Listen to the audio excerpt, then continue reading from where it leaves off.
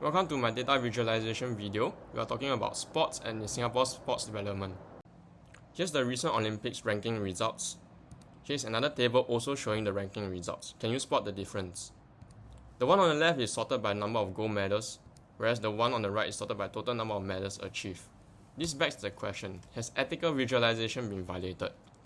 Why would one country like China display results based on gold medal sorting, whereas another country like USA display the results by total medal sorting? This article from Guardian tells us that there's no one-size-fits-all. We should look at multiple angles to determine a country's performance.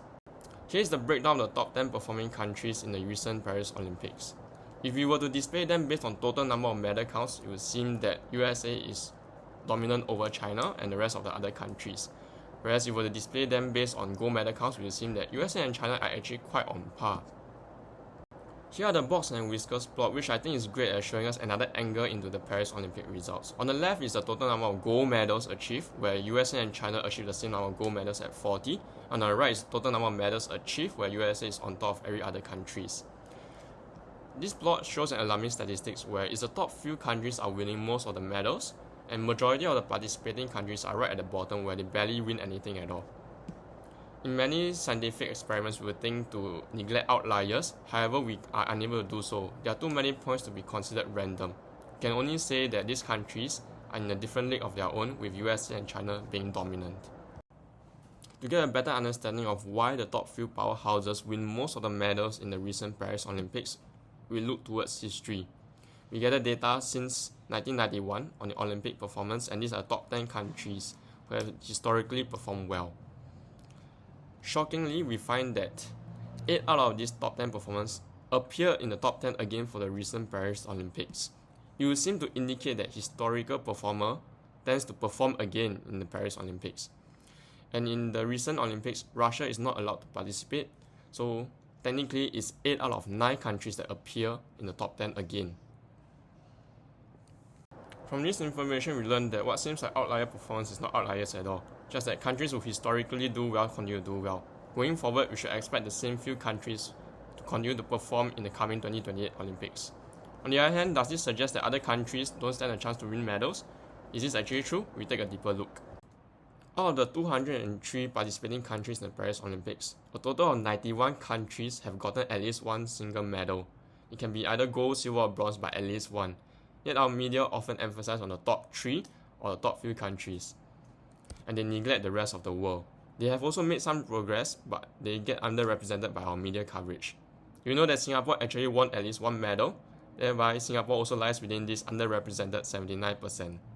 We segue into our local performance where we won one bronze medal in Paris. Singapore ranks number 79 out of all the participating countries, however the ranking is not useful. Qatar won the bronze medal in men's high jump and Slovakia won the bronze medal in canoeing. As you know, these are nominal data where not one event is better than the other.